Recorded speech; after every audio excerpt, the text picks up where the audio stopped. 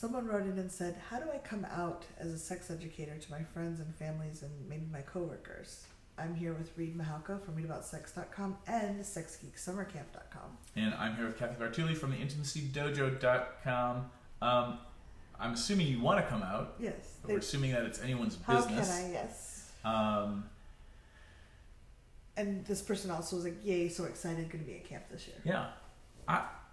I mean, the difficult conversation formula, I say this over and over again, but it works really well to help people figure out what they need to share, and also to keep people that you're sharing it with like in a better headspace than just blurting out and be like, I sell dildos, I teach hand jobs, or whatever that is.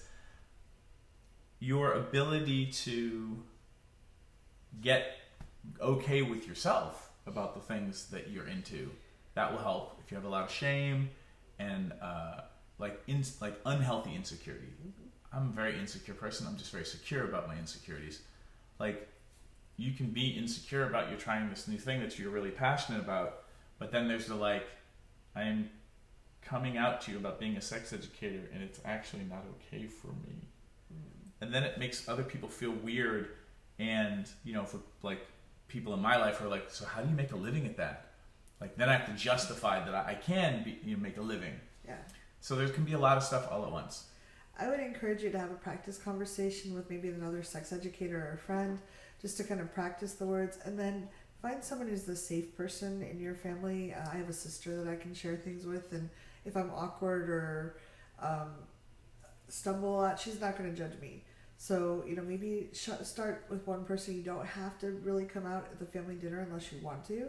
But, maybe practicing with a couple safe people, having them on your side, understanding the concerns they might have so you can address them easily when other people chime in.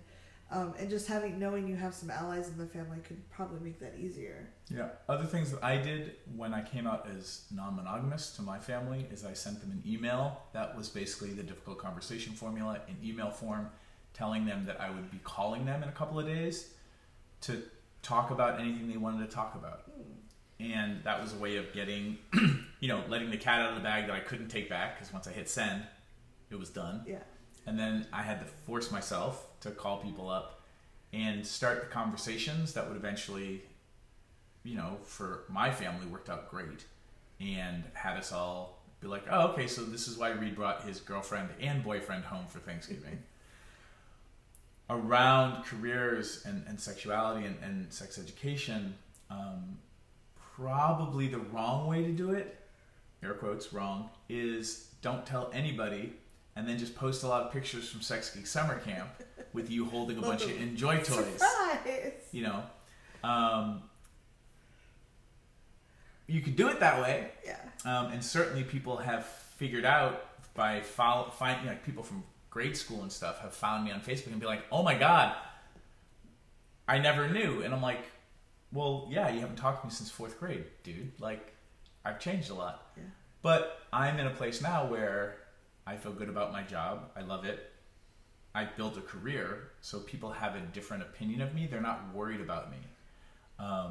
And the people who are worried about me, mostly I'm just like, so what are you worried about? Like, are you afraid that I'll show up on your couch? that the government's going to come and take me and my dildos away to jail? Like, that sex toys aren't illegal in most states now. They're still illegal in some places. It's weird. But again, use your sex educator superpowers to put yourself in your family or your friends or your coworkers' shoes and be like, hey, yeah, I get it. It's unconventional, but are you worried about something? Like, what are your concerns? Can I help you with any of that? Yeah, knowing the concerns and having the way to articulate your responses is really powerful. And I think you also have to balance, I try to consider, when would I want to be told something that might be surprising to me? The middle of turkey, Thanksgiving dinner may not be there, or trying to prepare things for the table at 1:00 because grandma's diabetic and we have to eat then, may not be the best time. But I also find that sometimes I'm waiting for the perfect time, and I keep delaying because it's never perfect. So finding a balance between, okay, this is really the toilet's just overflowed, the turkey's burning, and Mom, I sell dildos. and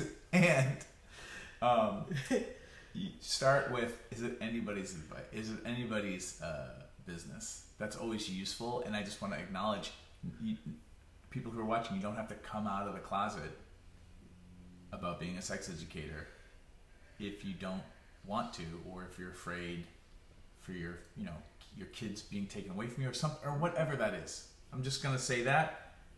Take care of yourself first. And depending on what kind of sex education you do,